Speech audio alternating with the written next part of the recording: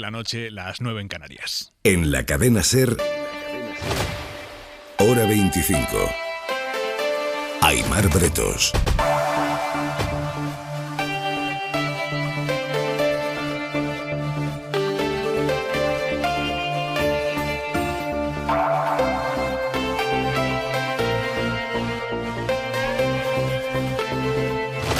Hoy por fin la Comunidad de Madrid ha respetado el derecho a la eutanasia de Javier, un hombre con esclerosis lateral amiotrófica al que la enfermedad le estaba provocando ya insoportables dolores no aplacables ni con morfina.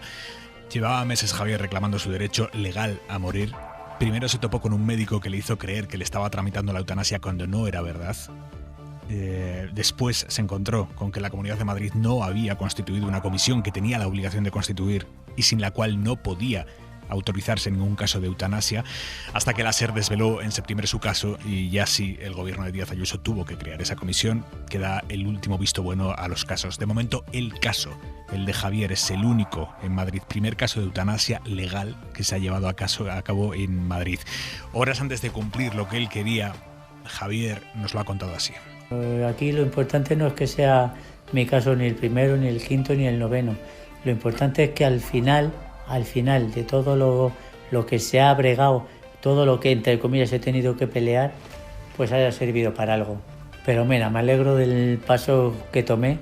No es un caso que sea para mí, es un caso que es ya para un futuro. No puedo aguantar más, porque los dolores estos son bestiales y cada día que pasa son peores. O sea, ya no los aguanto ni con pastillas, ni con morfina, o sea, no los aguanto. Que yo lo que precisamente estoy deseando es morir con dignidad. Era lo que precisamente a los políticos les estaba solicitando, que me dejaran morir con dignidad. O sea, entonces me voy, de veras, contento, alegre, o sea, yo sé que cuando me tumbe en la cama y cierre los ojos, me llevo 58 años de vida. Eso ha pasado finalmente hoy a mediodía. Más o menos a esa misma hora, un periodista de la cadena SER le ha preguntado a la presidenta de la Comunidad de Madrid, Isabel Díaz Ayuso, sobre el caso de Javier, sobre el caso personal de Javier, sobre las trabas que se ha encontrado Javier para que se respetara su voluntad a la que tiene derecho por ley. Y la respuesta de Ayuso ha sido esta. Por supuesto, lo primero, todo el respeto a la decisión que él ha tomado y todo el cariño de la Administración a su familia. Ahora mismo hay una ley nacional que ha entrado con unas fechas determinadas. Nosotros lo que hemos hecho a la mayor celeridad es, por su lado, legislar en Madrid. Cosa que no es verdad, no se hizo en Madrid a la mayor celeridad ni de lejos. Prácticamente todas las comunidades habían cumplido ya lo que les ordenaba la ley nacional, mientras Madrid seguía retrasándolo, arrastrando los pies. De hecho, desde que entró en vigor la ley, Madrid tardó medio año en desarrollarla en su territorio. Y quizá lo más llamativo de la respuesta de Ayuso a esa pregunta sobre el caso concreto de Javier es cómo ha terminado la respuesta de la presidenta de Madrid. Anunciando en esa respuesta, hablando de un paciente que acababa de morir con eutanasia, en esa misma respuesta, sin solución de continuidad, hablando de que va a apostar desde la Comunidad de Madrid por la objeción de conciencia, que va a apostar por esa objeción desde las instituciones. Vamos a seguir apostando, ya no solo por la objeción de conciencia de los médicos que no quieran, y esto tendremos que tratarlo políticamente, sino también andando en nuestra responsabilidad para ofrecer los mejores cuidados paliativos para que ninguna persona nunca se sienta desasistida o sufra innecesariamente. ¿Cuál tiene que ser la agenda política de un gobernante para que le pregunten por un paciente que acaba de morirse, que se ha sometido a la eutanasia superando todo tipo de tramas administrativas y que la respuesta de ese gobernante derive en una defensa de la objeción de conciencia? Más bien en un anuncio de que desde la administración se va a hacer una apuesta política por la objeción de conciencia. Hay que tener realmente atrofiado el concepto de sensibilidad y de empatía.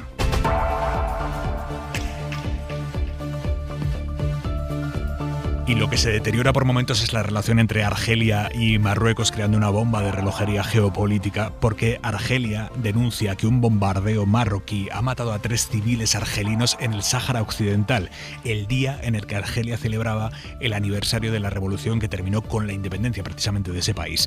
Y advierte el gobierno de Argelia de que las 3 muertes de sus civiles no van a quedar impunes, aunque tampoco concretan en qué van a consistir esas represalias. Marruecos, por su parte, niega por ahora niega estar detrás de ese bombardeo.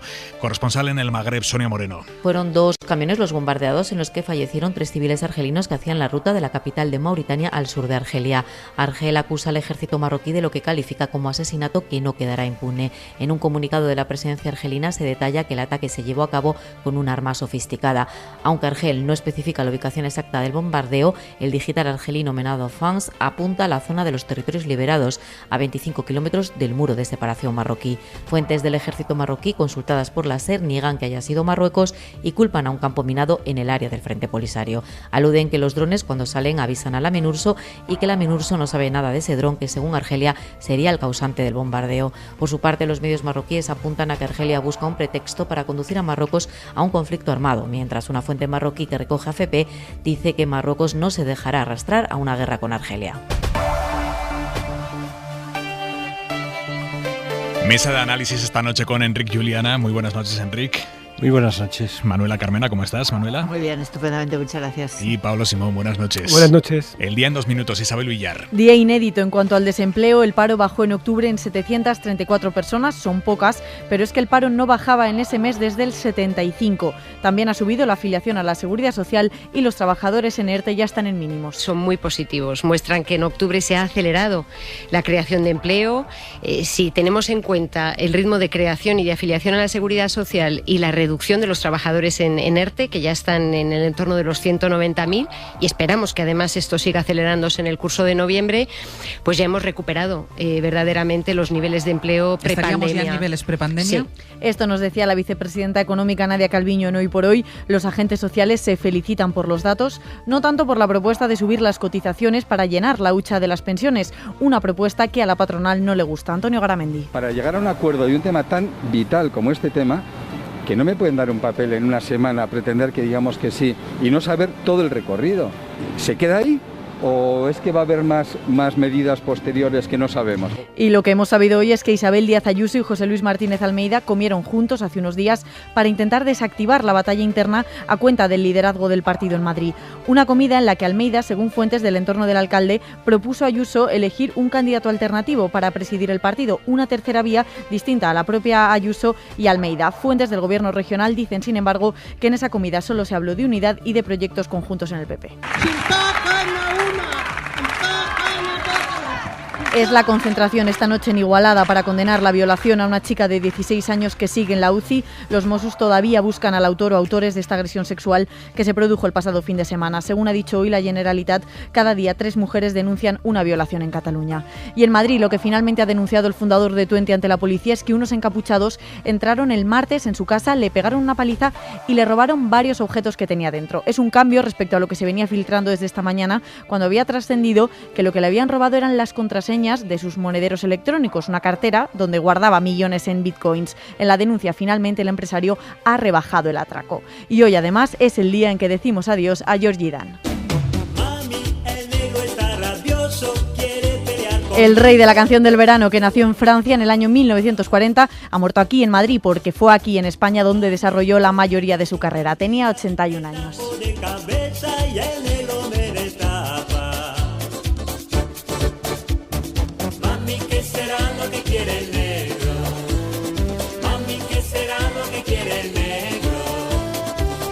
Javois, buenas noches. ¿Qué tal? Buenas noches. Toda una vida y al final se ha ido sin saber lo que tiene el negro. Pues sí.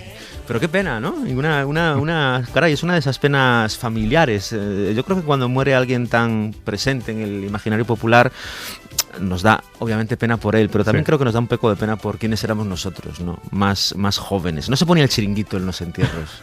No se ponía. No. El chiringuito solo sonaba en lugares en los que se sobreentendía la felicidad, ¿no? Y esa felicidad sobreentendida es la que nos hacía mover el cuerpo. Bueno, flipo con que se haya muerto en una operación de cadera, precisamente, ¿no? El que puso a todas las caderas a moverse.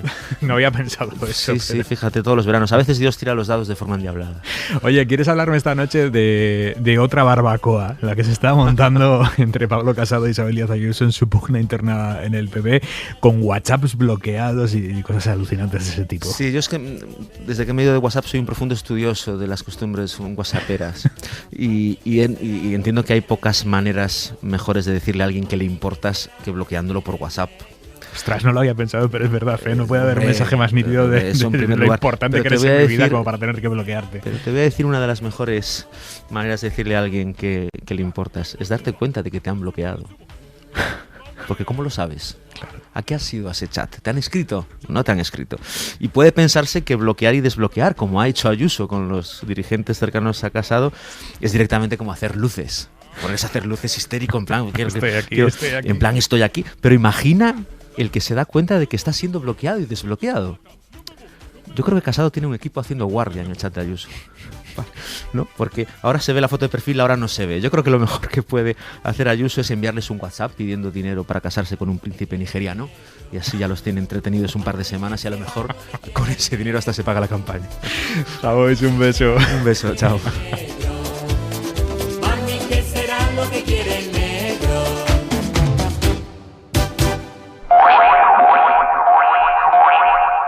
10 minutos de la noche, 9:10 en Canarias. Carolina Gómez, muy buenas noches. ¿Qué tal? Buenas noches, Aimar. En directo, Carolina, desde el Congreso, donde acaba de terminar, pasadas las 10 de la noche, hace unos minutos, el debate de las enmiendas a la totalidad de los presupuestos, debate en el que los grupos de la oposición han explicado durante toda la tarde-noche a la ministra de Hacienda por qué intentan tumbarle las cuentas. Ha sido un debate muy duro, aunque en la práctica, Carol, todo apunta a que las enmiendas a la totalidad que han presentado PP, Vox, Ciudadanos, Junts per Catalunya, CUP, Foro Asturias y Coalición Canaria van a ser rechazadas mañana. Pues sí, salvo sorpresa mayúscula, el Gobierno y los socios van a tumbar las 7 enmiendas a la totalidad que se han debatido esta tarde, con el argumento compartido de la derecha de que estas cuentas están llenas de cesiones a los independentistas y que nacen muertas porque las previsiones están desfasadas. Estos presupuestos están para devolver. Son papel mojado, están muertos, nacen muertos, son una tomadura de pelo, ya han quedado desfasados. Usted ha utilizado datos falsos, a usted se le nota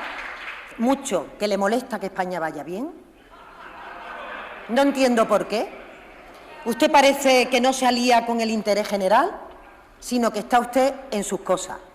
Señor Casado, en sus cosas. La ministra Montero asegura que los presupuestos son creíbles, ajustados y además suponen un antídoto contra el populismo y el totalitarismo y por eso, decía, no le gustan a Vox. Una traición sin paliativos a las víctimas que ven que condicionan los presupuestos. ETA vuelve a ganar. Porque no se puede utilizar el dolor, el sufrimiento de las víctimas, pareciera que de ese pasado también tengan ustedes nostalgia. Arrimadas comparte con PP y con Vox que hay contrapartidas a los independentistas y un desfase en las previsiones. Estos presupuestos tienen más cuentos que cuentas, señora ministra. Ese es el problema, señoría, que ustedes están siendo absorbidos por la bancada de la derecha. La CUP y Junts per Catalunya arremetían contra Esquerra en la defensa de sus enmiendas. Miriam Nogueras. Porque precisamente es nada lo que han conseguido aquellos que les han dado a ustedes cheques en blanco. A Esquerra, que ha pactar esa ley audiovisual, le vamos a escuchar mañana. El debate se retoma a las 9, Aimar, con la intervención de Podemos. Y hay una derivada, Carolina, de lo ocurrido esta tarde en el Congreso que es especialmente grave y tiene que ver con la convivencia parlamentaria o la falta de convivencia parlamentaria,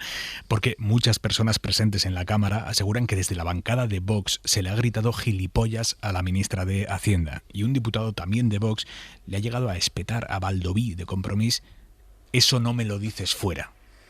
Pues sí, la ultraderecha ha vuelto a embarrar hoy el debate, intentando desviar la discusión con provocaciones e insultos. A Joan Baldoví, el diputado de Vox, Stigman, le retaba con un dímelo en la calle.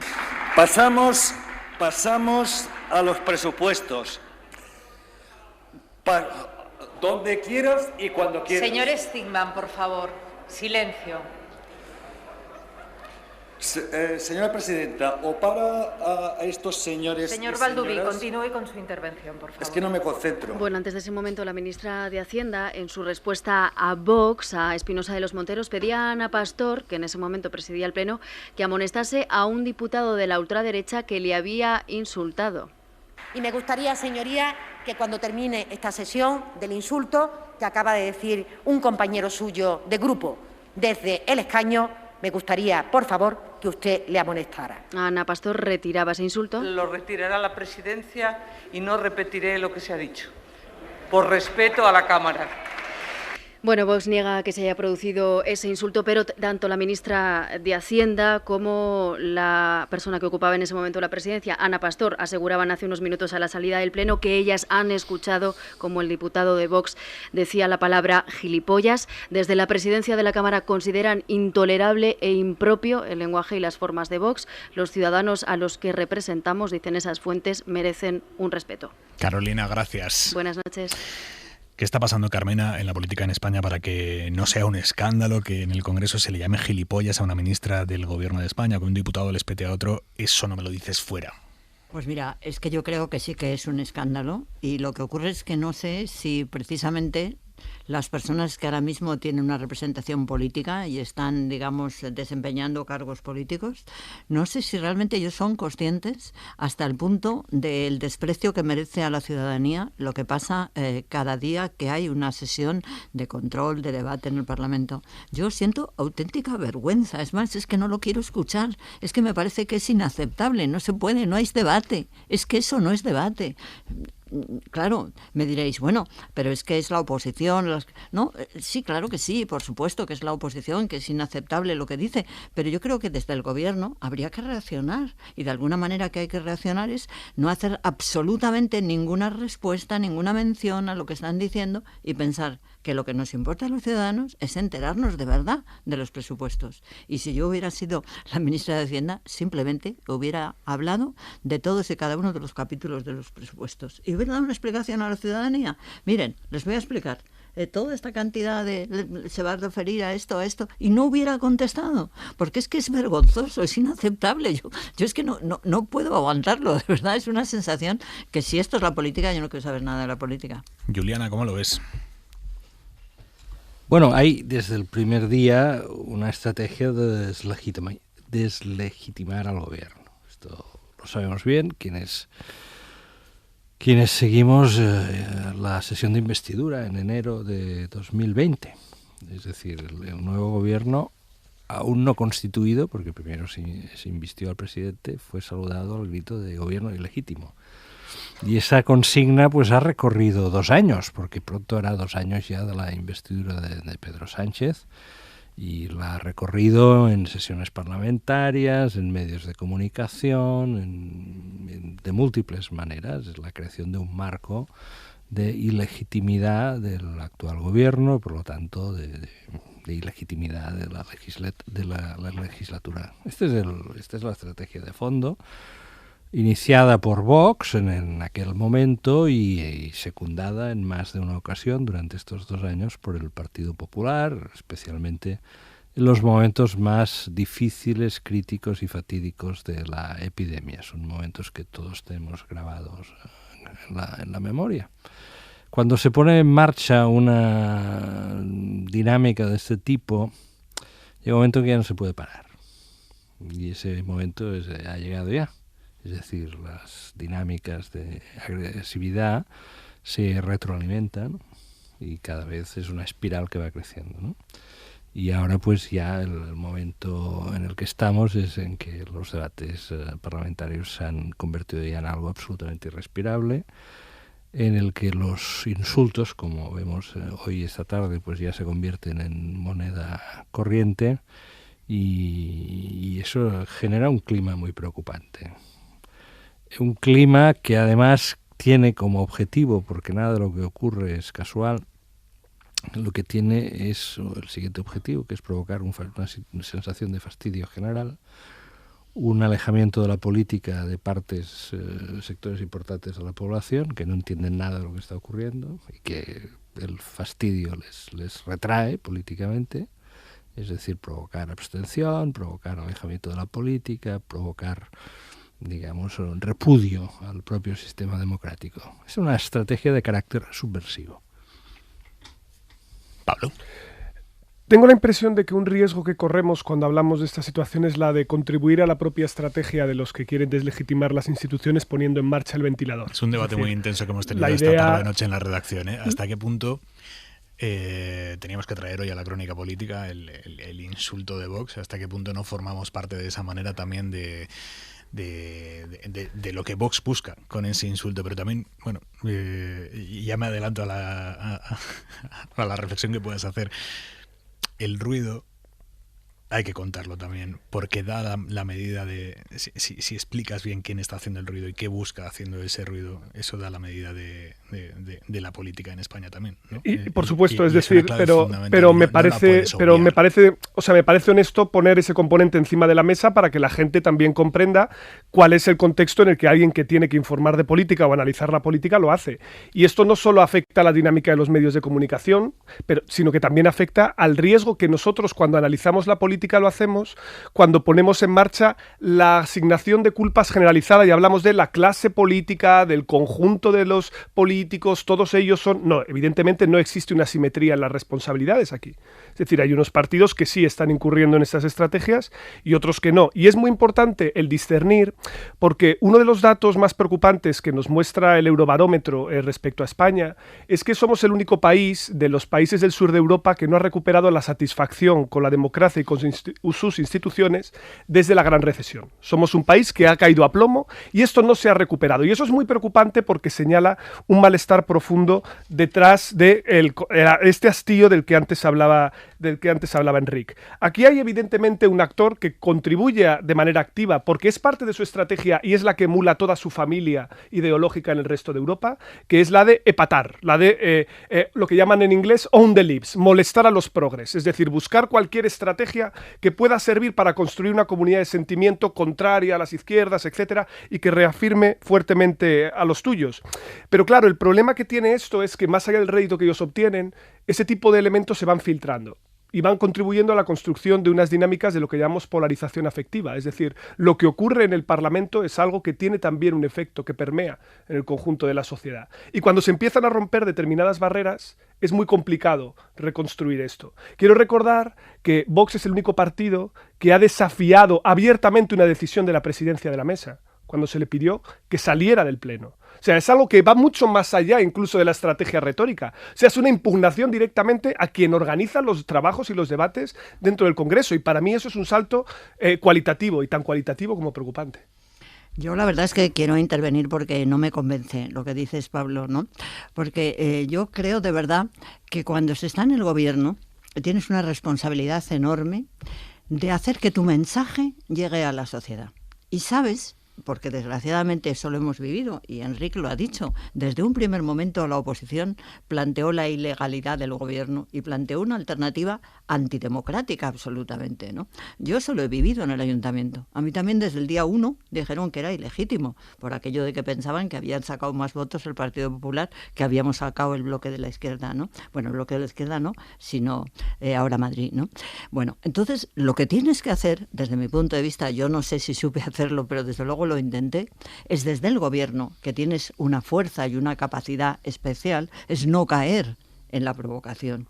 Y constantemente en el debate, yo creo que los miembros que están en el gobierno caen en la provocación. Yo creo que si tú desde el gobierno piensas, ¿qué quieren los ciudadanos? Enterarse del presupuesto. Yo voy a hablar solo del presupuesto. Y no voy a decir absolutamente nada de que si ustedes fueron los que en el 2012 fueron los que tal, que si no, nada, absolutamente nada. Simplemente decir, no está a la altura las afirmaciones que están haciendo ustedes y lo que están haciendo es impedir que los ciudadanos se enteren de lo que está pasando. Pero Manuela, ¿tú crees que en el debate de hoy ha habido algún tipo de sí, por supuesto. Te quiero decir, si era todo, por parte del gobierno me refiero. No, que sí, si son todos ustedes y además aquí han puesto que iban a sacar las pistolas y tal. No, si no son pistolas, es pisoteo. No, de verdad, claro que sí. Yo creo que es que hay no darse cuenta de lo que tiene que hacer un gobierno cuando te están atacando de tal manera que lo que están impidiendo es que tu mensaje llegue a los ciudadanos. Y desde el gobierno, más que nunca, hay que pensar que como están en el gobierno y tienen esa capacidad, tienen que conseguir explicar lo que hacen y no estar contestando a una oposición que se está equivocando totalmente. Es decir, porque la oposición también está acabando, digamos, lo que están haciendo todos de una manera conjunta. Dame un segundo, Manuela, porque tenemos noticia de última hora, son las 10:24 de la noche, 9:24 en Canarias, y Portugal definitivamente va a elecciones. El Consejo de Estado portugués acaba de dar su visto bueno a la disolución del Parlamento y mañana el presidente, el jefe de Estado, Rebelo de Sousa, anunciará la fecha de las elecciones de forma oficial. Corresponsal en Lisboa, Lucas Font, buenas noches. ¿Qué tal, Aymar? Buenas noches. Sí, efectivamente, será mañana por la noche, sobre las 8 de la tarde aproximadamente, hora portuguesa, cuando el presidente Rebelo de Sousa anuncie oficialmente la disolución del Parlamento y la fecha de estas elecciones, que serán previsiblemente a finales de enero. Rebelo de Sousa ha tomado esta decisión tras reunirse con el Consejo de Estado, un órgano del que forman parte tanto el primer ministro Antonio Costa como el líder de la oposición, Rui Rio, y según una nota de prensa emitida por el propio órgano, la mayoría de los miembros se han mostrado a favor de esa disolución y de la convocatoria electoral. Los partidos, Aymar, ya se preparan para una campaña electoral inminente, incluido el Partido Socialista, que ha sacado pecho esta mañana de su gestión económica en los últimos años de gobierno frente a la presidenta del Banco Central Europeo, Christine Lagarde. Lucas, ¿qué fechas se barajan? Pues ahora mismo estamos hablando de 3 posibles fechas. Estaríamos entre el 16 de enero, el 23 o el 30 de ese mismo mes. Esas son las fechas que han trasladado los partidos al presidente de la República como las más adecuadas para celebrar esos comicios, y en principio Rebelo de Sousa accederá a las peticiones de los partidos. Lucas Font, gracias, buenas noches. A vosotros, hasta luego. Es tremendo esto, Juliana, porque sí, así algo que ha quedado claro en todo este proceso, en esta semana que ha tardado el jefe de Estado portugués en oficializar la disolución del Parlamento, es que son unas elecciones que a nadie le vienen bien, pero nadie ha evitado. Sí, realmente la situación portuguesa está llena de paradojas y de un poco más de tranquilidad que la situación política española, que es algo que también nos debería hacer reflexionar, porque Portugal ha sufrido mucho estos últimos 10, 15 años. La crisis para Portugal fue tremenda. El país se vio intervenido y la intervención supuso recortes muy dolorosos, entre ellos, por ejemplo, en las pensiones. Ha sufrido una emigración muy importante.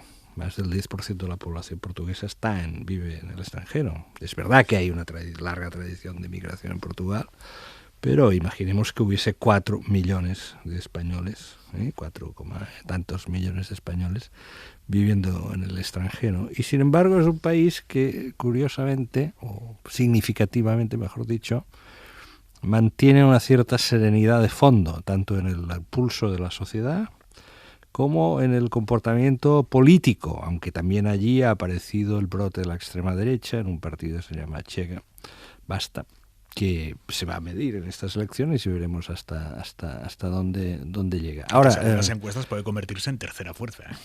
Vamos a ver. Ya veremos. Vamos a ver. Ahora, lo que sí es verdad es que estas elecciones yo creo que ni siquiera las quería el presidente de la República. Lo que pasa es que hubo un problema con la aprobación de los presupuestos y el presidente de la República, que tiene un importante papel arbitral, dijo: si no se aprueban los presupuestos, vamos a elecciones. Y bueno, y se ha ido a elecciones. En finales de enero vamos a ver cómo está el precio de la electricidad, cómo está el precio del gas, cómo están los suministros, cómo han pasado las Navidades los portugueses. Esto será importante. Pablo. Sí, desde luego la cosa se puede mover porque unas elecciones cuando se convocan, entre tanto la moviola sigue girando. Pero sí que es verdad que hoy la mayoría de los sondeos no prevén ninguna mayoría que no se pueda articular a través del Partido Socialista. Es decir, Antonio Costa sigue siendo el líder más valorado en Portugal, todo constante. La derecha está en una situación muy complicada allí, no solo por la emergencia de Chega, sino también por la propia división interna dentro del Partido Socialdemócrata, que es la oposición conservadora en ese entorno.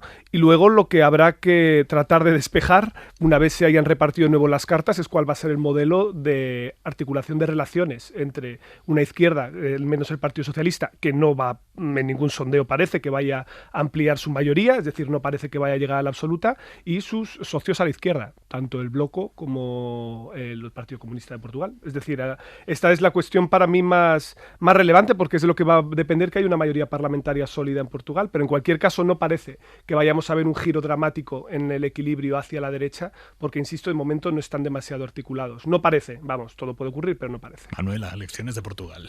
Hombre, a mí lo que me parece es que quizá la izquierda se lo tendría que haber pensado, ¿no? Es decir, tendría que haberse valorado que hay muchas veces que hay que ir más despacio, ¿no? Es decir, porque no sé exactamente cómo se ha producido una quiebra que a todos nos ha dejado un poco mal sabor de boca porque nos gustaba cómo iban las cosas en Portugal, ¿no?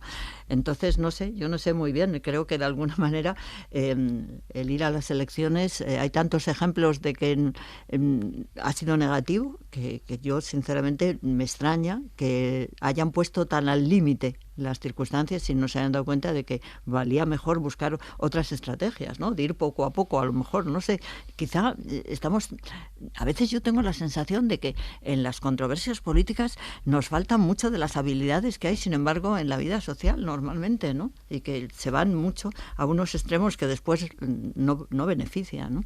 Enrique, ¿cómo interpretamos esta cara que estás poniendo? No, es que no entiendo lo que dice Manuela y en parte lo comparto.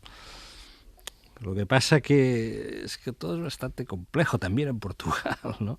Es decir, el primero que empezó a romper la alianza de las izquierdas, ponerla en remojo, para ser más precisos, fue el propio António Costa.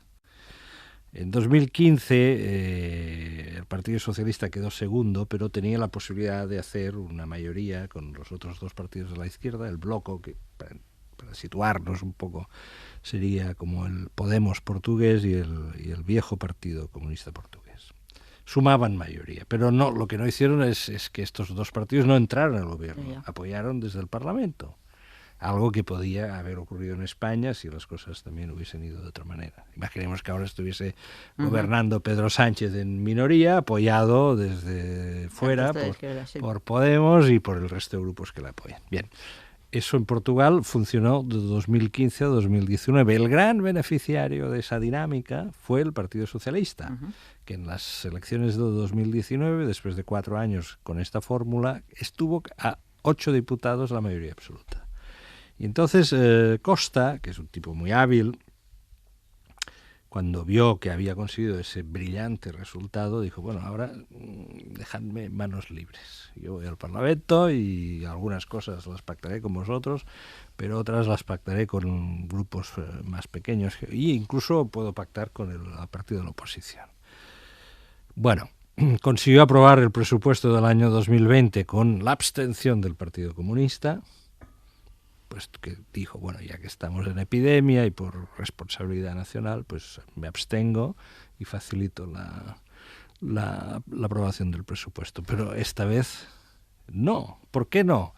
Porque en las últimas elecciones municipales el Partido Comunista ha retrocedido, a la izquierda le ha ido regular, y porque han hecho también cada uno sus cálculos, es decir, el presupuesto de 2022 es el presupuesto teórico de la recuperación, de los fondos europeos, y de alguna manera yo creo que alguien ha hecho el cálculo siguiente: es mejor ir a elecciones ahora que no dentro de un año, porque la legislatura acabaría dentro de un año.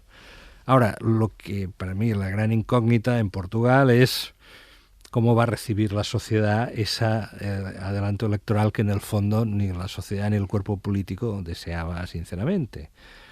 Y eso me hace pensar, o me reafirma en la idea de que en España es muy altamente probable que no veamos elecciones generales hasta 2023. Es decir, que esto va a reafirmar la orientación que pienso que hay en estos momentos en el gobierno y por parte de Pedro Sánchez de cumplir el mandato completo hasta 2023. Y eso convierte también en un poco desesperante, pero también agónico todo este griterío que hay en la política española, porque vamos a estar 2 años más así. El tropiezo portugués empezó por los presupuestos, como hemos explicado esta noche. En España el gobierno va a sacar adelante los presupuestos con el trámite que mañana se va a completar, el de rechazo de las enmiendas a la totalidad que ha presentado la oposición. El camino de las cuentas va a quedar absolutamente expedito. ¿Hay algo sobre las tácticas que están utilizando los distintos partidos respecto a los presupuestos? A nivel nacional ya estamos viendo cómo la oposición no le da aire al gobierno con los presupuestos. Está adoptando la oposición nacional la posición clásica de una oposición respecto a los presupuestos, que es intentar tumbarlos. Y después el PSOE está probando una táctica llamativa en 2 comunidades en las que es oposición, comunidades gobernadas por el PP, que consiste en ofrecerse para aprobarle los presupuestos autonómicos al PP para que este partido no tenga que depender de Vox. El PSOE lo ha ofrecido en Andalucía y ahora también en Madrid. Es verdad que en ambos casos lo está ofreciendo, que parece casi desea que el PP le diga que no. En Madrid el PP ya lo ha hecho. El nuevo líder de los socialistas madrileños, Juan Lobato, le ha mandado una carta a Ayuso planteándole esta opción de, bueno, yo le apruebo a usted los presupuestos para que usted no cuente con Vox, y Ayuso le ha dicho en público que se olvide. Javier Bañuelos, buenas noches. ¿Qué tal? Buenas noches. Bueno, Isabel Díaz Ayuso ni siquiera ha confirmado si ha leído esa carta, la que le envió hace días el portavoz de los socialistas madrileños, Juan Lobato. La presidenta se ha limitado hoy a mostrar tan solo su indiferencia ante su contenido. Los madrileños no me han votado para aplicar políticas socialistas que van en la dirección contraria a la prosperidad en Madrid. Por tanto, eso es lo que le contesto al nuevo líder del PSOE en Madrid. Ayuso zanja así el ofrecimiento de Juan Lobato. Ese, de hecho, fue su primer gesto como nuevo secretario general de los socialistas madrileños, tender la mano a la presidenta para ofrecer un cordón sanitario para aislar a Vox en la negociación de los presupuestos. Lo que necesitamos es que el Gobierno retire este proyecto de presupuestos y se abra a hacer una negociación y a sentarse y a analizar conjuntamente pues, los problemas y los retos de Madrid. Pero Ayuso ha dejado hoy más que claro que su socio preferente sigue siendo la ultraderecha. De hecho, mantiene que está dispuesta a tocar las leyes de identidad de género como le exige Vox. Bueno, estamos en pleno análisis de estas leyes. Todos aquellos artículos que puedan mejorar y representar a más ciudadanos, ¿por qué no revisarlos, ¿no? Las leyes están para eso también. Las negociaciones van por buen camino, dice, de ahí que no necesite sentarse a negociar nada con el tercer partido de la Asamblea de Madrid. Por lo tanto, en Madrid se sabía la de unos presupuestos del PP apoyados por el PSOE, parece ya cegada, y en Andalucía esa misma oferta que le hizo el PSOE al PP para negociar las cuentas y que Moreno no dependa de Vox, pues ha quedado también finalmente en nada, o eso parece a esta hora de la noche, que en Andalucía las cosas van cambiando día a día. Radio Sevilla, José Manuel Rebolo.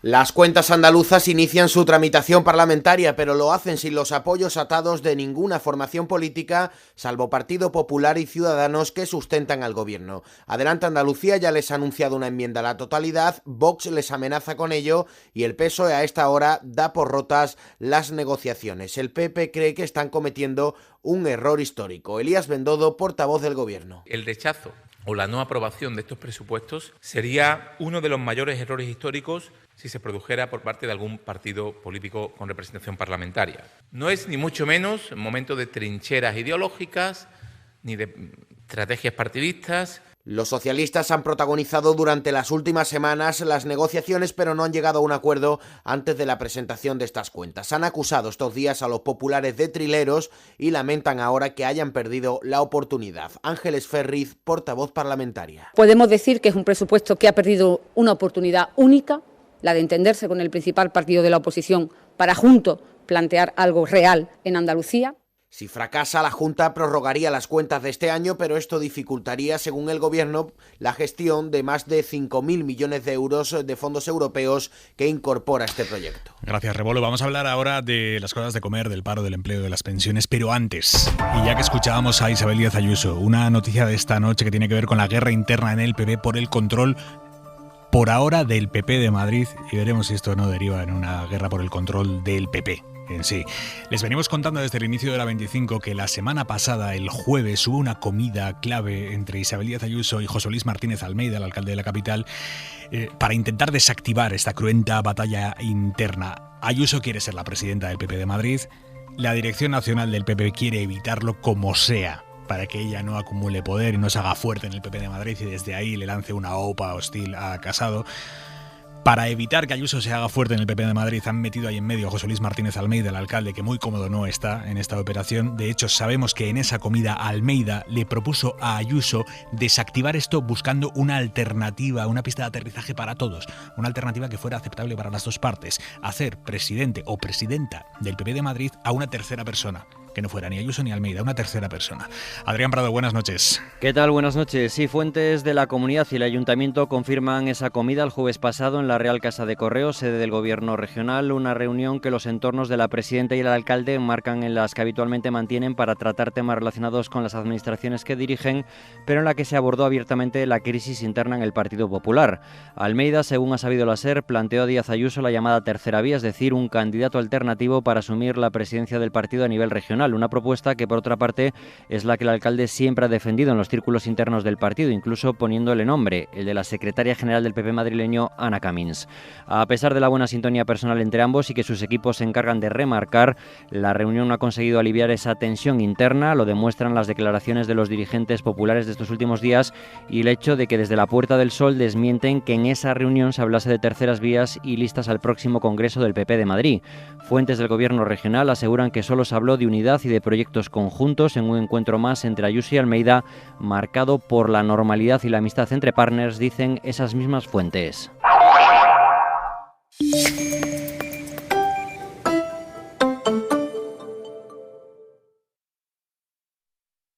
Ser Más Madrid 104.3. Las familias cuidan de sus mayores dependientes y con discapacidad con cariño y esfuerzo, pero necesitan apoyo. En Más Mayor Legal somos abogados especializados asesorando a sus tutores, curadores y guardadores de hecho. Te ayudamos a protegerlos. Más Mayor Legal, más de 15 años asesorando familias. Alquile su piso con seguridad y garantías. Renta Garantizada, la única empresa que garantiza el cobro de su alquiler y gestiona su vivienda. 910-1095 o rentagarantizada.es. Una noche escuchas esto en El Larguero y sabes por qué Axel Torres está en nuestro equipo. ¿Qué esperas de esta temporada de Champions? Mucha competencia por el título, realmente. Creo que está abierta. Es verdad que el Paris Saint-Germain tiene el equipo con más nombres y seguramente con la presión de tener que ganarla. Yo creo que esa presión con el fichaje de Messi y haber retenido a Mbappé se la colocamos todos, aunque no tengan ninguna y aunque la historia no juegue a su favor. El Larguero, el mejor equipo de la radio deportiva con la dirección de Manu Carreño. Cadena SER. Los podrás escuchar en muchos sitios. Y yo pensé que siempre me iría bien. O sea, como estaba en la tele, era famosa y todo el mundo me decía lo bien que lo hacía, lo mona que era y todo eso. Pues yo de repente me lo creí un poco. Y luego la vida pues me puso en mi sitio muy a tiempo. Y cuando dejé de trabajar, dejé de ingresar, dejé de ser tan conocida, a la gente le sonaba, pero me decían, ¿de qué me suenas? Entonces yo era como que, no, ¿sabes? Me creó un conflicto ahí y dije, yo voy a salir de aquí. Pero nunca como los escucharás aquí. Eva y Santa, muchas gracias. Un placer. Muchísimas gracias. Cada noche, un gato pardo se descubre en El Faro. La evolución de la radio de madrugada. Con Mara Torres. Cadena SER. Euribor. Cohousing. La factura de la luz. Para descifrar el complejo mundo del consumidor, necesitas un código. Ya saben que aquí hablamos de consumo desde muchos prismas diferentes. Código de Barras. El programa de consumo de la cadena SER.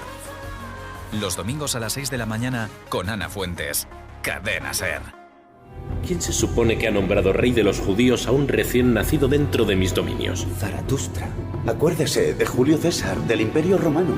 Dicen que quien olvida su historia... Todo se desvaneció, todo lo olvidé. Está condenado a repetirla. Ahora puedes recordarla y repetirla cuando quieras. Cuando quieras. En nombre del zar Nicolás I, detengan la ejecución. Detengan la ejecución.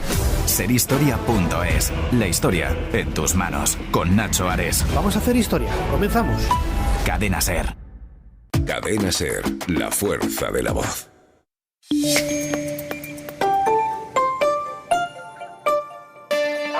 Hora 25. Aimar Bretos. Los buenos datos del paro y de la afiliación a la Seguridad Social que hemos conocido hoy, los muy buenos datos que hemos conocido esta mañana y que confirman que España ha llegado ya a una situación de empleo equivalente a la de la prepandemia, esos datos lo ocupaban todo hoy en la crónica laboral, hasta que esta noche hemos conocido que empieza a haber cambios en la posición del gobierno en la negociación de la reforma laboral. Hoy, por primera vez, a la reunión con patronal y sindicatos ha acudido no una, sino 3 personas en representación del gobierno. Hasta ahora, en nombre del gobierno, solo iba a esas reuniones el secretario de Estado de Trabajo, mano derecha Yolanda Díaz. Desde hoy, a raíz del acuerdo que alcanzaron entre socios del gobierno, se llegó a que por parte del gobierno hubiera 3 personas, el secretario de Trabajo y los directores generales de Economía y Seguridad Social. Pues bien, aunque en principio nos habían dicho que la reunión de hoy había sido de trámite, que no había cambiado nada, que la posición del gobierno se había mantenido, esta noche les podemos contar que sí ha habido un movimiento por parte del gobierno y no es menor. el Ejecutivo relaja el límite de temporalidad que había planteado hasta ahora y que iba a obligar a las empresas a tener como máximo un 15% de sus trabajadores con contratos temporales. Pero ahora, Javier Ruiz, buenas noches. ¿Qué tal? Muy buenas noches. Eso cambia y el Gobierno diluye ese tope del 15%. Sí, en una reunión un poco tensa, dicen fuentes sindicales que han hablado con la SER y que dicen la documentación que se ha presentado es la misma que se presentó la semana pasada, pero la posición efectivamente ha cambiado. Había un límite del 15% del empleo total como empleo temporal, para que las empresas no abusaran de esa temporalidad. El 85% de la plantilla debía ser fija. Fuentes sindicales confirman a la SER que ese tope va a desaparecer de la próxima propuesta, del próximo texto que va a presentar el Gobierno el miércoles que viene. En la mesa se ha dejado ya claro que ese tope no es bueno porque no puede ser uniforme. El argumento del Gobierno es que el 15% para todas las empresas no tiene mucho sentido cuando algunas de ellas descansan sobre mucha temporalidad, por ejemplo, hostelería, turismo, que contratan mucho temporal en verano para despedirlo después porque acaba la temporada, y dicen no puedes comparar empresas como estas con alta temporalidad con empresas que tienen plantillas más o menos constantes. Así que, de momento, lo que se acuerda es levantar ese tope del 15% en la próxima propuesta y previsiblemente sustituirlo por un compromiso genérico de ir bajando la temporalidad poco a poco, pero sin esa cota, sin ese límite del 15% que definitivamente salta por los aires. Esta mañana en Hoy por Hoy con Ángels, la vicepresidenta Nadia Calviño ha evitado entrar en el debate semántico sobre si lo que se va a hacer con la reforma laboral es cambiarla, derogarla, reformarla, contrarreformarla o qué se va a hacer. No se trata de cambiar todo por cambiar, se trata de corregir aquellos elementos que hemos venido arrastrando y esta es la hoja de ruta en la que estamos trabajando. Hay que corregir aquellos aspectos que han llevado a deteriorar esos problemas en el mercado o no los han resuelto, ¿no? No se trata de volver, de retrotraernos a la situación del 2009, porque había una enorme precariedad. Y sobre la otra negociación que tiene en marcha el Gobierno con los sindicatos y la patronal, que es la de las pensiones, la reforma de las pensiones, están los empresarios muy sorprendidos y molestos con la intención del Gobierno de aumentar las cotizaciones a la Seguridad Social medio punto durante 10 años para volver a llenar la hucha de las pensiones, que está en mínimos, Ruiz. Sí, es el factor Escribá, el factor de sostenibilidad que Escribá ha resuelto de una manera distinta a cómo lo resolvió el Partido Popular. Y es, en fin, hasta cierto punto ingenioso el planteamiento del ministro Escribá. El Partido Popular, para sostener las pensiones, aquel factor de sostenibilidad, planteaba recortarlas, recortar el gasto en pensiones. ¿Qué plantea Escribá? Escribá plantea solucionar el problema desde el otro lado, es decir, no recortar los gastos, sino aumentar los ingresos, cobrar más para tener más dinero en la hucha de las pensiones. Y lo que plantea es un 0,5% más en cotizaciones sociales. Eso significa en torno a 7 euros más por nómina, por una nómina media, 5 a cargo de la empresa, 2 a cargo del trabajador, en total 1.000 millones de euros más al año. Y esa propuesta, 5 euros más a cargo de la empresa al mes, ha hecho que hoy el ministro Escribá lo defendiera como una salida, como una vía, decía literalmente. Lo que estamos haciendo ahora, y tengo que ser muy prudente y siempre lo he sido en estos momentos, estamos desarrollando un acuerdo que alcancemos con los agentes sociales sobre lo que llamamos el mecanismo de... Pero los empresarios dicen esos son 5 euros más, es decir, esos son mayores cargas a unas cargas que las empresas ya soportan en exceso, decía el número 2 de la COE, Fernández de Mesa. Las empresas españolas pagan mucho más, como se tienen en cuenta, cotizaciones e impuestos sociales que las empresas europeas. Y además, desde el punto de vista de las cotizaciones, la empresa española paga mucho más que las empresas europeas. Y, lógicamente, los aumentos en las cotizaciones pues, van en detrimento de la competitividad de nuestras empresas y perjudican la creación de empleo. ¿Qué dicen hoy los trabajadores? Pues hoy el Gobierno ha puesto un matiz y es todo esto es revisable. Si el Gobierno ingresa de más, devolvería el dinero. Si el Gobierno ingresa de menos, veremos qué otras medidas se toman. Y hoy Pepe Álvarez decía en la SER... plantea hacer un verdadero acuerdo de solidaridad intergeneracional, de tal manera que en la hucha de la seguridad social se vayan poniendo recursos para que el sistema de pensiones... Decía Agasé. Así que ahora mismo lo que tenemos es una nueva forma, una nueva ecuación para solucionar el problema de las pensiones, un factor Escribá y dos partes enfrentadas, empresarios contra sindicatos. Javier, gracias, buenas noches. Un abrazo, hasta ahora. Pablo Simón, ¿qué te parece este movimiento del gobierno para hacer más sostenible, mínimamente más sostenible el sistema de pensiones, subiendo temporalmente las cotizaciones? Pues desde luego que esto es un problema serio de fondo y estructural que requiere algún tipo de medida que pase por la reforma de la seguridad social. Vamos a ver, aquí lo que sabemos es que tenemos un elemento localizado y focalizado, que es el proceso de jubilación de toda la generación del baby boom, que es una generación que es irreemplazable, porque si tú miras las pirámides demográficas y la tasa de reemplazo que hablamos ahora, esto es un problema que lo vamos a tener durante los próximos 20, 30 años en términos de sostenibilidad, hablo, pero que después el problema desaparecerá, porque nosotros tendremos un proceso de reemplazo generacional de 1,2 hijos por mujer, por lo tanto prácticamente ya está solucionado el problema. Pero sí que es verdad que esto va a requerir de una serie de medidas que yo creo que lo que está planteando aquí el gobierno probablemente no vayan en la buena dirección, y me explico. El gobierno sí está planteando algo que es fundamental, que es: nosotros queremos mantener la caja de la seguridad social equilibrada, ¿vale? Ingresos y gastos. Por lo tanto, usted tiene que tocar uno de los dos factores fundamentales. Han excluido una solución que sí que estaba encima de la mesa, pero que probablemente se tenga que discutir, que es la participación mediante impuestos, ¿vale? Esto es algo que de momento no está aquí. Pero no olvidemos que esto es una, entre comillas, trampa contable, porque la seguridad social también es presupuesto del Estado. Es decir, lo tenemos como en una caja aparte, pero esto es parte de ello. Y el gobierno ya ha tomado algunas medidas que sí van en la buena dirección, como por ejemplo sacar los conocidos gastos impropios para pensiones de viudedad, orfandad, para pagarlos por otro lado. Pero claro, el gobierno derogó el factor de sostenibilidad que no llegó a aplicarse de la época Rajoy, que a efectos prácticos lo que suponía era una reducción de pensiones. Además, ese factor de sostenibilidad estaba mal calculado, por cierto, pero bueno, eso daría para otro debate. Y ahora solo ya ha indiciado las pensiones con el IPC.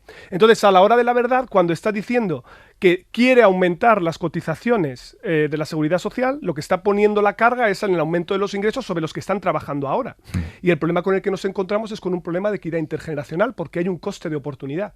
Es decir, estoy detrayendo salario de los trabajadores para financiar las pensiones, siendo los trabajadores los que más han sufrido la crisis y los trabajadores jóvenes muy especialmente, para financiar las pensiones de sus padres, que en muchos casos ya no tienen, están ya optando a las pensiones máximas, por cierto, porque han cotizado toda su vida y eso es muy bueno, pero pensemos que, por ejemplo, la vivienda ya la tienen en patrimonio pagada, ¿vale? Por poner un ejemplo de hasta qué punto esto tiene ramificaciones. Entonces, no pasa nada porque es que no le va a dar al gobierno.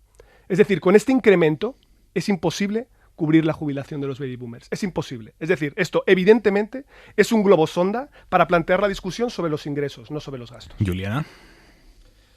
En primer lugar, yo tengo una duda sobre el método, ¿no? Es decir, la jornada de ayer era la jornada de la reforma laboral, después de unos días en que había que recurrir a la astrología para dilucidar exactamente qué es lo que estaba pasando dentro del gobierno alrededor de esta cuestión. Silencios, medias palabras, frases enigmáticas sobre el sentido de la palabra derogar, etcétera, etcétera. Por la mañana se intentó enviar un cierto mensaje de claridad, de que hay una posición unitaria, que la coalición se ha vuelto a estabilizar, etcétera, etcétera. Y por la noche el ministro Escrivá, que yo creo que tiene una agenda propia, lanza un tema que rompe el anterior guión. Esto a mí me parece un poco peculiar, ¿no? Escrivá creo que tiene su propia agenda y estoy de acuerdo con Pablo, efectivamente, que aquí se van planteando las cosas un poco a fragmentos, ¿no? En el sentido siguiente: hace unas semanas, quizá algo más de un mes, Escrivá ya planteó otra cuestión, que es la cuestión de trabajar más. Es decir, que las generaciones que ahora están ya aproximándose a la jubilación se planteen la posibilidad, mediante estímulos, incentivos, etcétera, etcétera, de trabajar hasta los 70 años, por ejemplo, ¿no? Es decir, retrasar como mínimo la llegada, el ingreso en el tiempo de cobro de la pensión. Y eso provocó rechazo, ¿no? Ahora se plantea otra medida, es decir, bueno, pues vamos a subir las cotizaciones y con buena lógica hay gente que dice, oye, pues los jóvenes que ya cobran salarios más bajos de los que cobraban las generaciones que ahora se van a jubilar en términos comparativos, pues porque han de sacrificarse más si ya se están sacrificando. El resultado de esto, ¿cuál puede ser? Pues un poco de cada cosa, ¿no? Es decir, algo de subida de cotizaciones y un algo de alargar el periodo de trabajo y retrasar la jubilación, y eso que los sindicatos llaman el pacto intergeneracional, que es una expresión muy bella, muy interesante, muy cívica, pero que va a ser muy difícil de cerrar. Pacto intergeneracional, muy difícil. Manuela Carmena, ¿cómo lo ves tú? Bueno, yo escuchaba con mucha atención a Pablo, porque Pablo decía que en modo alguno el que se pusieran en marcha estos incrementos del 0,5% sobre las cuotas de la cotización, que no iba a valer para hacer... no nos llega, digamos. Que no llegaba, vamos, que se quedaba. Vale, pero en todo caso siempre habría más que si no lo hicieran, es decir, que si no se hiciera, ¿no? Pero bueno, yo creo que yo no sé, no conozco los datos y no te sé, supongo que tú lo has estudiado y es así, que no da, ¿no? Pero aunque no da, siempre sería un alivio, es decir, siempre sería un incremento, digamos, unas cantidades que estaban engordando esa hucha que todos pensamos que es necesario, ¿no? No sé, a mí me da la impresión, como decía Enrique, que tiene que haber un poco de todo y que todo el mundo tiene que ceder un poco, ¿no? Entonces, pues a mí me ha gustado, el presidente de la COE no ha dicho que estuviera en contra. Tú has hecho una referencia, Aymar, a otro de los de la patronal, no sé quién era, pero el presidente dijo, hombre, es que de golpe y porrazo, si no lo he podido estudiar y tal. Yo he visto, y él ha dicho algo que a mí me ha interesado, porque ha dicho, hombre, esto, a ver si es que vamos a continuar así siempre, o esto va a estar realmente limitado, ¿no? No sé, eso me ha hecho pensar que hay una predisposición a hablar sobre ello, ¿no? Y probablemente en una predisposición a hablar sobre ello, pues a lo mejor queda que en lugar de un 0,5 es un 0,2,5, que valdrá para poco, pero será mejor que si no tuviéramos nada. Y probablemente también los incentivos para que haya personas que les interese continuar trabajando, pues van a dar resultado. Yo os quiero decir que en la carrera judicial yo veo que hay muchos magistrados que pueden jubilarse a los 70, a los 65, y hasta los 72 y tal. Es curioso, porque en eso es verdad que hay una actitud muy diferente a las mujeres juezas, los hombres jueces. Los hombres jueces apuran mucho más, las mujeres jueces yo veo que tal. Bueno, lo que quiero deciros es que seguramente un poco de cada una de esas dos iniciativas va a ser necesario, y al final yo creo que se va a aprobar por todos, ¿no? No, pero de todas maneras aquí sí siempre ceden los mismos. Esto es muy sencillo y es una matemática electoral. Si los mayores de 55 años son el doble en el censo electoral que los menores de 35, los ajustes siempre recaen en aquellos colectivos que tienden a votar menos y que tienen menos peso electoral. ¿Quiénes son? Por parte de todos los gobiernos, esto es universal, los jóvenes. Durante la crisis del año 2008, la pobreza juvenil de entre los menores de 30 años ha subido 7 puntos más, porque evidentemente los pensionistas, por fortuna, también han sufrido la crisis, pero han tenido mecanismos de protección, 7 puntos más que la media. Por lo tanto, si encima les pedimos un esfuerzo a ellos, fíjate, con el debate de la temporalidad que hablábamos antes, temporalidad media en España, 20%, temporalidad entre los menores de 30 años, 52%. Es decir, ¿cómo podemos pedirle a la generación que está sufriendo dos crisis seguidas que además también haga un esfuerzo en ese sentido? Estoy de acuerdo con que tenemos que explorar fórmulas, pero no podemos hacer que siempre el peso de los ajustes recaiga sobre los mismos. Por supuesto, pero te quiero decir, no estamos pensando que se va a producir esa situación en un momento en el que precisamente estamos absolutamente convencidos que se va a acabar con el nivel de temporalidad que tenemos. Ojalá, sí. Entonces yo creo que también hay que conjugar una cosa con otra. Señores, se van a incorporar en nada los oyentes de Carrusel, aquí ahora 25.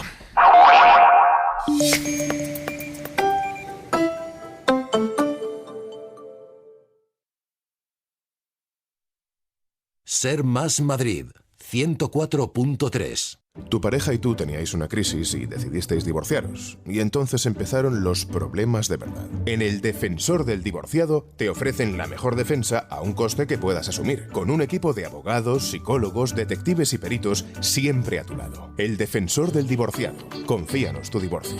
Visítanos en defensordeldivorciado.org. En Instituto Médico Dermatológico lo sabemos todo sobre salud capilar. 20 años de experiencia en solucionar problemas capilares. Diagnóstico y primera consulta gratuita. IMD, tu salud capilar en manos de profesionales. Hércules Poirot, Miss Marple, Philip Marlowe, Sherlock Holmes, Jessica Fletcher y tú. Hay que intentar descifrar el misterio. Conviértete en un gran investigador y resuelve un enrevesado misterio. Desafía tu lógica con el juego de los detectives en Si amanece nos vamos. ¿Tiene que darnos más pistas? Con Roberto Sánchez. Cadena SER. la fuerza de la voz. El humor está en la SER. Bajo la ventanilla y se oye en la radio la mítica bocina de Berto. ¡Au! Exacto. Ahora le meto... ¿Sabes que le puedo meter fantasía? El seco es... Pero puede ser... Ah, muy bien. Me gusta. Sí, me ha gustado. Ahora me hace gracia esta mierda. Fíjate. Como un frenazo, ¿te has fijado? Mira. Cuidado que está la goma flojo. Cadena SER, la radio con mejor humor. Cadena SER, la fuerza de la voz. 5 cosas sobre Javier del Pino y una solo es mentira. Nos quedamos sin coche. Y sin radio. No, sin radio no. Eso de ahí es una medusa, no es una... Vaya. Con la app de la cadena SER nunca dejarás de estar conectado. Pase lo que pase. App de la cadena SER, adaptada a ti.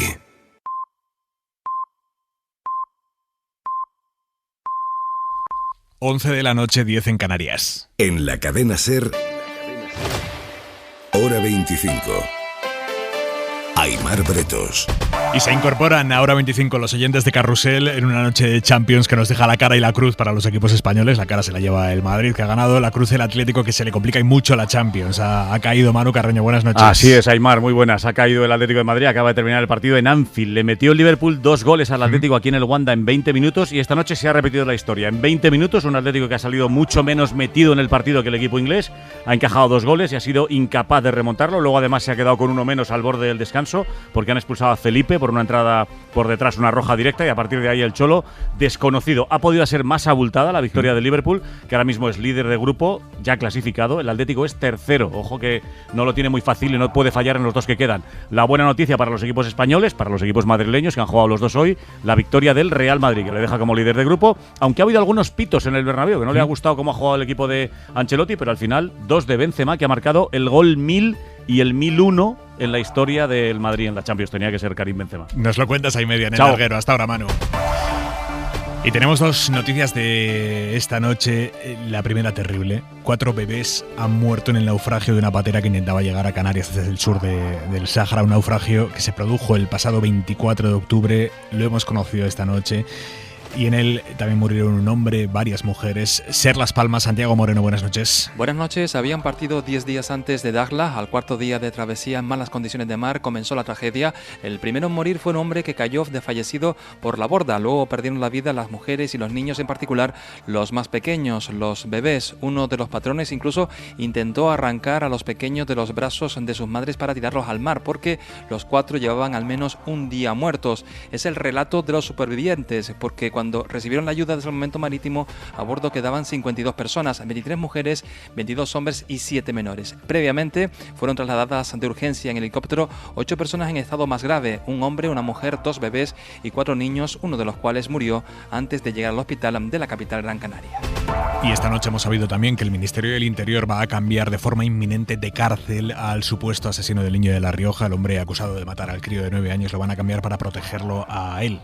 Ana Terradillos, buenas noches. ¿Qué tal? Buenas noches, Aimar. Almeida sigue todavía en Logroño, está haciendo la cuarentena, es una cuarentena obligatoria por COVID cuando un interno entra en prisión, y cuando acabe y el juez lo autorice será trasladado a la cárcel de Segovia, según confirman a la SER fuentes penitenciarias, porque Interior en estos casos no confirma los traslados, evidentemente por motivos de identidad y sobre todo para guardar la integridad física del interno. Se hace por motivos de seguridad, es una cárcel, la de Segovia, mucho más pequeña, más recogida, más fácil de controlar, pero sobre todo lo más importante, es un centro penitenciario donde hay presos que cumplen condena por hechos similares a los del presunto asesino del pequeño Alex, con lo cual va a estar menos expuesto a palizas de otros internos comunes que tienen como diana a agresores sexuales y también a depredadores como Almeida. El traslado está decidido por prisiones y se va a ejecutar en los próximos días.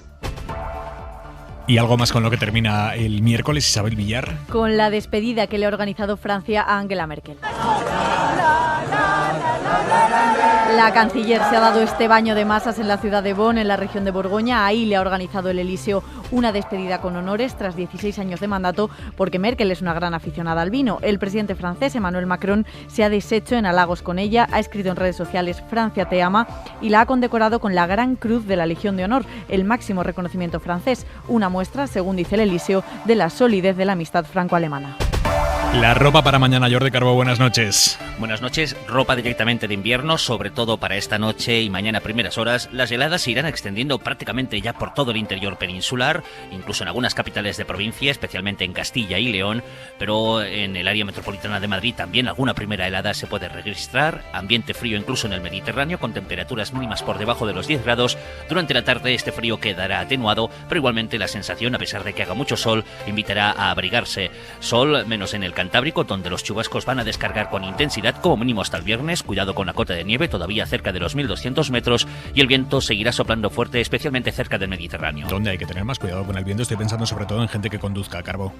Pues sí, y hasta más o menos las 2-3 de la madrugada, especial atención en la autovía del Ebro, a su paso por Zaragoza. Aquí rachas todavía alrededor de los 70 km por hora, Cierzo, y especial atención sobre todo en la autovía del Mediterráneo, en todas las carreteras, sobre todo de Tarragona y Castellón. Aquí hasta primeras horas de mañana el viento puede alcanzar rachas de hasta 90 km por hora. Jordi, gracias, buenas noches. Buenas noches. Íñigo Sastre, ¿cómo estás? Buenas noches, Aimar, y antes el pijama y bien calentito, ¿eh? Porque si te cuesta conciliar el sueño, prueba EPA Plus Sleep Care Melatonina Balance. Contiene ashwagandha, que ayuda a lidiar con el estrés del día, y 1,98 miligramos de melatonina. Se ha demostrado que 1 miligramo de melatonina ayuda a reducir el tiempo necesario para conciliar el sueño. Te tomas un comprimido media hora antes de ir a la cama y lo notarás. Para dormirte, melatonina EPA Plus. ¿No comerte ni un atasco? Es fácil. ¿Pagar menos por el seguro de tu moto? Es muy fácil. Vente a la Mutua con tu seguro de moto y te bajamos su precio sea cual sea. Llama al 91 555 5555. 91 555 5555. Mutueros, bienvenidos. Esto es muy fácil. Esto es la Mutua. Condiciones en Mutua.es. ¿Todavía no tienes Cuideo Assist? Es el dispositivo de teleasistencia más avanzado del mercado. Detecta caídas y tiene GPS para estar tranquilo dentro y fuera de casa. Pulsando un botón, tus padres tienen acceso a avisos de emergencia, consultas médicas o a una conversación. Pruébalo gratis. Tu tranquilidad en manos de Cuideo. Está lloviendo y te quedas en casa. Decides cocinar unas cookies caseras mientras te bebes un refresco. Reciclas la lata en el cubo amarillo para que se transforme en un molde para alguien que está pensando en cocinar un pastel de chocolate, mientras se bebe un refresco, y recicla la lata en el cubo amarillo para que se transforme en un molde para alguien que está pensando en cocinar un pastel de chocolate, mientras se bebe un refresco. En la economía circular, cuando reciclas, los residuos se convierten en nuevos recursos. Reduce, reutiliza, recicla. Ecoembes. Soy David Bisbal. Hay grandes problemas que tienen soluciones tan pequeñas como una vacuna. Enfermedades como el sarampión aún son mortales en muchos países y miles de niños necesitan vacunas para sobrevivir. UNICEF puede proporcionárselas. Hazte socio de UNICEF en pequeñasoluciones.es y ayúdanos a salvar vidas. Si necesitas simplificar tu relación con el dinero, este es tu podcast. Especial Banca Móvil en Hora 25 de los negocios. Un espacio en colaboración con Orange Bank. Tan simple, tan móvil, tan Orange. Orange Bank. Hora 25. Aimar Bretos. Que yo lo que precisamente estoy deseando es morir con dignidad. Era lo que precisamente a los políticos les estaba solicitando, que me dejaran morir con dignidad. Entonces me voy, de veras, contento, alegre. O sea, yo sé que cuando me tumbe en la cama y cierre los ojos, me llevo 58 años de vida. Javier ya ha muerto hoy a mediodía y lo ha hecho con dignidad, como él quería, en su cama, en su casa, después de desayunar con su hijo, su hermana y su cuñado. Su caso se lo contamos aquí en la SER a finales de septiembre. Él denunciaba entonces que lo tenía todo listo para morir, para ejercer su voluntad, como tenía derecho por ley a acabar con su vida. una vida atravesada por la ELA que le estaba provocando fortísimos dolores que ya no podía aplacar ni con morfina. Lo tenía todo, lo había hecho todo como marcaba la ley, pero quien no había cumplido su parte de la ley era la Comunidad de Madrid, que seguía sin constituir una comisión que en la práctica era la que tenía que dar el visto bueno definitivo a su caso. Y hoy por fin, con la comisión ya constituida, tarde pero constituida, Javier ha podido morir con dignidad y el suyo es el primer caso de eutanasia legal en la Comunidad de Madrid. Mariola Lurido, buenas noches. Buenas noches, Aimar. 4 meses después de la entrada en vigor de la ley, la de Javier Serrano es la primera eutanasia que se practica en la Comunidad de Madrid y tuvo que pelear por su derecho y para que se cumpliese la norma. Ayer nos decía que esperaba que a los que vengan detrás no les pongan tantas trabas. Aquí lo importante no es que sea mi caso ni el primero, ni el quinto, ni el noveno. Lo importante es que al final de todo lo que se ha bregado, todo lo que, entre comillas, he tenido que pelear, pues haya servido para algo. El gobierno de Ayuso no creó hasta hace 15 días la comisión de garantía que debía dar el visto bueno final a su proceso. Javier llevaba un mes reprochándole que prolongara injustamente su dolor y sufrimiento. ¿Qué hubiesen hecho si un familiar suyo estuviese en estas mismas condiciones? ¿Cómo hubieran obrado? ¿Hubiesen alargado las leyes? ¿Hubiesen jugado con el sentir de las personas, con el dolor sobre todo? La neuróloga lo llamó ayer para comunicarle la autorización de su eutanasia y su respuesta fue que se hiciera inmediatamente. No quiero esperar ningún día más, porque los dolores estos son bestiales y cada día que pasa son peores.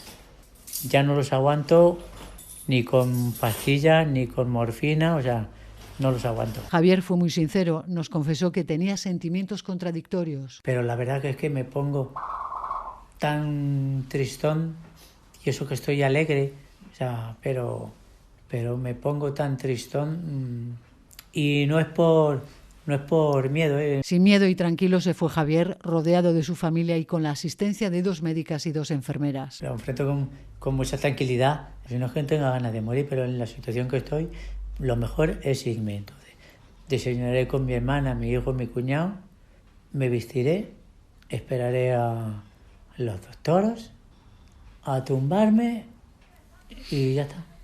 No te puedo decir más porque no me voy a acordar. Fue a las 11 de la mañana y en su casa. A las 11 de esta mañana y prácticamente a la misma hora, la presidenta de la Comunidad de Madrid, Isabel Díaz Ayuso, tenía un acto público y el periodista de la SER, Javier Bañuelos, le ha preguntado sobre este caso concreto, el de Javier, las trabas que Javier se ha encontrado para que se respetara su voluntad a la que tiene derecho por ley. Y la respuesta de Ayuso ha sido esta. Por supuesto, lo primero, todo el respeto a la decisión que él ha tomado y todo el cariño de la Administración a su familia. Ahora mismo hay una ley nacional que ha entrado con unas fechas determinadas. Nosotros lo que hemos hecho a la mayor celeridad es, por su lado, legislar en Madrid. Cosa que ya hemos explicado a las 10 que no es verdad. No se hizo a la mayor celeridad ni de lejos. En Madrid prácticamente todas las comunidades habían cumplido ya lo que les ordenaba la ley nacional, pero Madrid lo hizo arrastrando los pies. Y de hecho, desde que entró en vigor la ley, Madrid tardó medio año en desarrollarla en su territorio. Pero la respuesta de Ayuso a la pregunta sobre Javier, sobre un paciente en concreto que acaba de morir con la eutanasia, ha derivado en una defensa política de la objeción de conciencia. Ha anunciado que la Comunidad de Madrid va a apostar por la objeción desde las instituciones. Vamos a seguir apostando, ya no solo por la objeción de conciencia de los médicos que no quieran, y esto tendremos que tratarlo políticamente, sino también andando en nuestra responsabilidad para ofrecer los mejores cuidados paliativos para que ninguna persona nunca se sienta desasistida o sufra innecesariamente. Fernando Marín, vicepresidente de Derecho a Morir Dignamente. Buenas noches. Hola, buenas noches. ¿Qué opina de estas palabras de Isabel Díaz Ayuso diciendo que la Comunidad de Madrid va a apostar por la objeción de conciencia de los médicos? Es temerario que un presidente de una comunidad autónoma como Madrid plantee un debate que está superado. Nadie quiere elegir entre cuidados paliativos y la libertad de decidir cuándo y cómo. Lo queremos todo, queremos los mejores cuidados y también elegir hasta cuándo nuestra vida, a nuestro juicio, merece la pena ser vivida. Y ambas cosas son compatibles. Ponerlas en competencia es distorsionar el debate con mala fe, porque a estas alturas eso ya lo sabemos. La ley entró en vigor el 25 de junio y a pesar de eso supongo que os estáis encontrando casos como el de Javier, de personas que cuando solicitan ayuda para morir lo único que se encuentran son o trabas o silencio. Sí, el Estado de las Autonomías produce 17 maneras, 17 velocidades, 17 sensibilidades.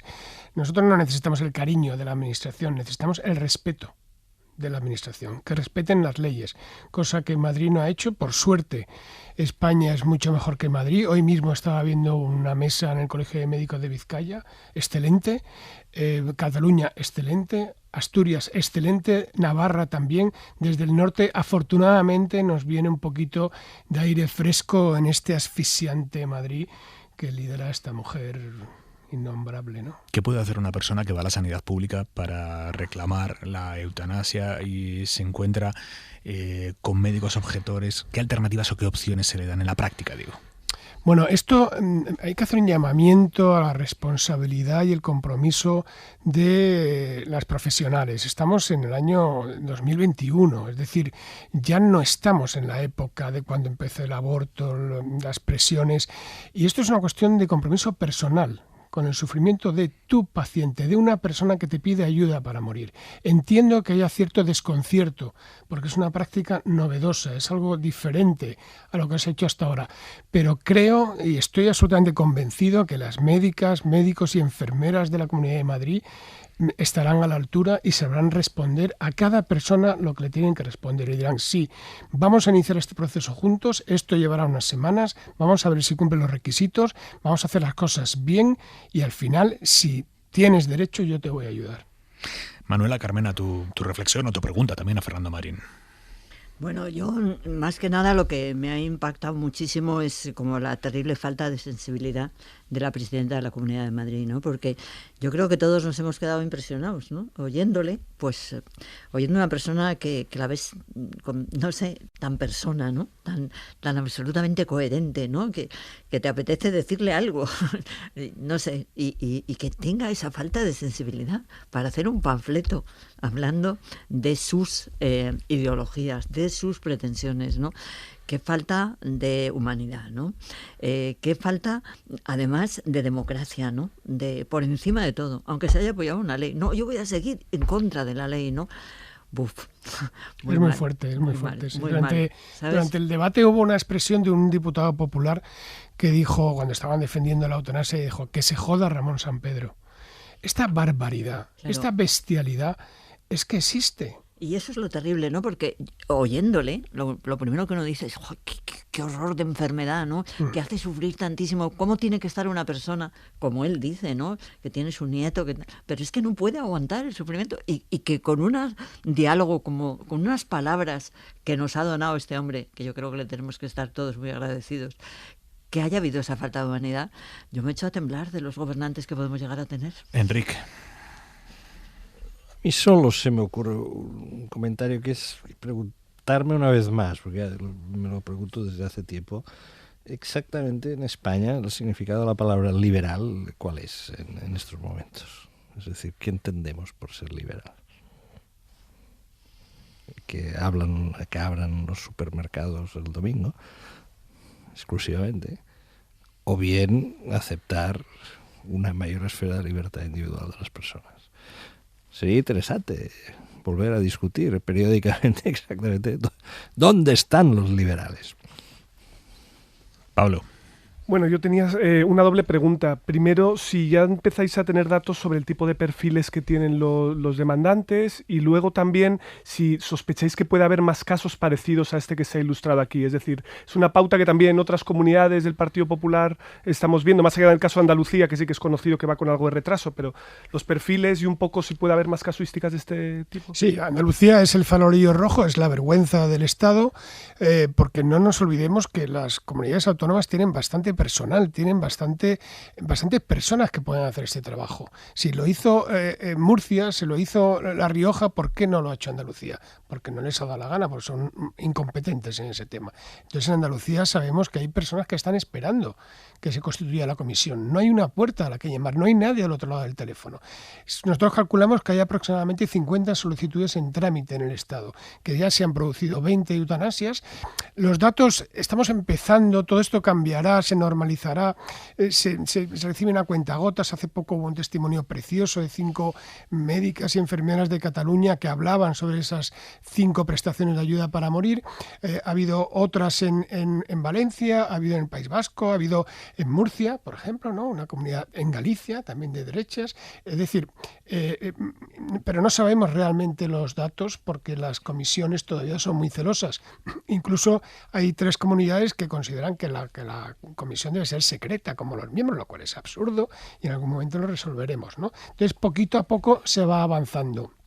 Y es muy curioso que el perfil no es el perfil de Benelux, de Holanda, Bélgica, Luxemburgo. Está un poco invertido. Veréis que la mayoría son enfermos de esclerosis lateral amiotrófica, esclerosis múltiple, enfermedades neurodegenerativas, personas que llevan años. Porque los enfermos de cáncer que vieron con ilusión que se aprobaba la ley, que se presentaba un año de trámites y tal, el Senado, volver, esos se han muerto. Esos no han llegado a tiempo. Entonces, ahora mismo hay enfermos terminales de cáncer que tienen un mal pronóstico, por desgracia para ellos, que se plantean esa opción de decir, a mí me gustaría tenerlo en la mano y poder decidir con mi médica, con mi médico, en mi casa o en el hospital, donde yo decida cuándo. Bueno, pues lo tienen complicado porque los plazos en algunas comunidades autónomas, esto hay que diferenciar y es la gran injusticia de este estado en el que vivimos. Cataluña lo vas a tener fácil, como decía, Asturias, en País Vasco, Navarra, seguro. Ahora, en otras, pues a lo mejor no está tan fácil. Madrid es complicado, en Andalucía es imposible. Y esta es la situación en la que nos encontramos en el peor momento de tu vida, porque el contexto de la eutanasia es de sufrimiento constante e intolerable, si no, no hay esa solicitud. La persona no está para andar con zarandajas de objeciones institucionales y de confesiones religiosas, historias de este tipo. Lo que quiere es tener el plan B por si acaso la vida se hace insoportable, ¿no? Y es lo que la ley le reconoce, ¿no? Hay algunos casos en los que se deniega porque dicen los médicos que esa persona no cumple los criterios que marca la ley para poder pedir la eutanasia. ¿Son claros esos criterios o pueden llevar a una excesiva flexibilidad en la interpretación de los médicos? No, los criterios son bastante claros. Hay 2 grupos importantes. El enfermo terminal con pronóstico de vida limitado, dice literalmente. Este es fundamentalmente el enfermo terminal de cáncer o de corazón, pulmón, hígado. El enfermo que ya sabes que se va a morir en los próximos meses, sí o sí. Puede haber alguna variación de casos extraordinarios. Y luego lo que llaman el padecimiento grave crónico imposibilitante, es la imagen de Ramón Sampedro, de Javier, la esclerosis múltiple, que ya no te puedes valer por ti mismo, que vas perdiendo tu autonomía. Y además no existe ninguna perspectiva de mejora. Existe una discusión sobre si en este grupo heterogéneo entraría una persona con un trastorno mental. La respuesta mayoritaria es que no. ¿Por qué no?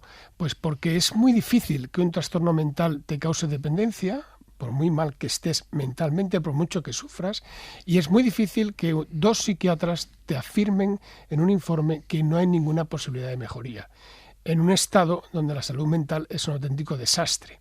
Y entonces nosotros pensamos que ha sido una oportunidad perdida el haber incluido este tipo de pacientes ahí, pero en principio están fuera. Entonces, si tú eres dependiente y no vas a mejorar y lo tienes claro y haces una petición reiterada, entras en el segundo grupo, y si tienes un pronóstico de vida limitado, entras en el primer grupo. ¿Cómo se puede cuantificar el dolor de una persona? ¿Cómo se puede determinar que el sufrimiento intolerable que una persona dice sufrir es realmente tan intolerable? Bueno, porque te va la vida en ello. Es decir, ¿quién va a solicitar la muerte si no la quiere? Sería una persona que no estaría en sus cabales y entonces no mantendría una conversación coherente. Hay un caso, es curioso, como en España, el Estado español se ha atrevido con una situación extremadamente compleja, y es la persona con demencia, que no sabe cómo se llama, que es dependiente para todo, y lo dejó firmado en su testamento vital. Esto ha sido un paso de gigante. Eso es, por ejemplo, lo que pasó en Euskadi, ¿verdad? Uno de los primeros casos, yo me acuerdo que entrevistamos en verano aquí al hijo de Maribel Tellaeche. Sí, el caso de Tellaeche lo puso ahí encima de la mesa, el PSOE quería meterlo y lo metió, y eso ha sido importante. Cuando una persona dice que le duele, es porque le duele. Este es un principio básico. No existe un sufridómetro, ni nunca va a existir. Lo que existe es la conversación. Y hay lo que llaman consultas sagradas en medicina, que son donde tú te desnudas como paciente, como persona, te rodeas de tu entorno íntimo y cuentas en qué consiste tu sufrimiento, cuál es tu vivencia y por qué quieres terminar. Fernando Marín, vicepresidente de Derecho a Morir Dignamente. Gracias por contarlo aquí esta noche y gracias también por el trabajo que estáis haciendo. Gracias a vosotros. Muchas gracias, Fernando. Gracias, Manuela. Gracias. Soledad Gallego Díaz. Siempre es una buena noticia que se regrese a la normalidad democrática y que el Gobierno presente cada año un nuevo presupuesto tal y como establece la Constitución. Durante años, varios presidentes creyeron que las prórrogas eran la cosa más normal del mundo y hasta se llegaron a extender los presupuestos de 2018 para 2020, nada menos. Así que el hecho de que Pedro Sánchez haya presentado hoy al Congreso sus segundas cuentas consecutivas debería recibirse con satisfacción en el mundo parlamentario y político. Son, lo dice la ministra y lo admiten los expertos, unos presupuestos expansivos que corresponden con la situación económica del país y con los vientos europeos. Se aprobarán, parece, con el voto de los mismos socios de la investidura y con los mismos detractores. Nada especialmente raro, aunque las características del momento, saliendo apenas de una pandemia mundial, quizá hubieran requerido más crítica colaborativa por parte de la oposición, pero eso de momento es algo imposible siquiera soñar. Así que con crisis mundial o sin ella, no se le va a dar ni agua al adversario político. No hay que preocuparse por qué hará la oposición entonces, y sí mucho por saber cómo se van a llevar adelante estos presupuestos, es decir, cómo se van a gestionar en la práctica cuando parece que la administración del Estado ha quedado muy tocada por la pandemia y le falta empuje, y que los aparatos de los ministerios sufren lo que parece anemia aguda. Ahora, lo realmente importante es que el Gobierno explique, con todo el detalle que pueda, cómo se van a llevar adelante en la práctica día a día todas esas reformas y planes de inversión que los presupuestos anuncian, porque de momento falta mucha información. Punto y 25. Y estamos a punto de abrir el larguero de análisis post-Champions, Manu. Pues sí, vamos a analizar lo que ha sido la victoria del Real Madrid, que le allana bastante el camino para estar en la siguiente ronda, aunque ya te decía antes que ha habido algunos pitos, pero con Benzema como gran protagonista y poco más. No ha sido un gran partido del Real Madrid, pero lo han solventado con victoria, que es de lo que se trataba. Y el que ha caído es el Atlético. Y el Atlético ha sido un partido en el que no ha habido partido. O sea, a los 20 minutos el Liverpool ha demostrado que ha sido claramente superior, y aunque se esperaba un arreón, una remontada, como pasó en el partido del Wanda Metropolitano, hoy el Atlético ha sido incapaz y además se ha quedado con uno menos antes del descanso, así que enseguida analizamos la cara y la cruz de la noche de Champions de hoy. El larguero lo abrimos ahora mismo en la SER. Señores, descansen. Hasta mañana.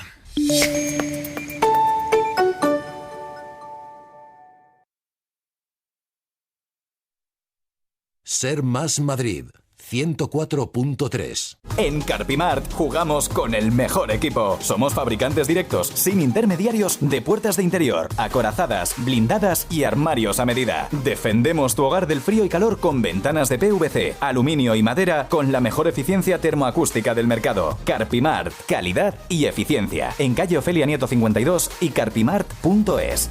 ¿Sabes por qué ha triunfado el Tranquiler? Porque te seleccionan a los mejores inquilinos y te resuelven todos los problemas de impago, retrasos en el cobro, quejas de vecinos, destrozos, llamadas intempestivas, y además te ofrecen sin coste el certificado energético si no lo tienes. Y lo más importante, la agencia negociadora del alquiler te paga la renta directamente aunque no lo haga el inquilino. Por eso, si no te quieres preocupar y solo quieres cobrar, a la agencia negociadora del alquiler debes llamar 920 20 11 920 20 11.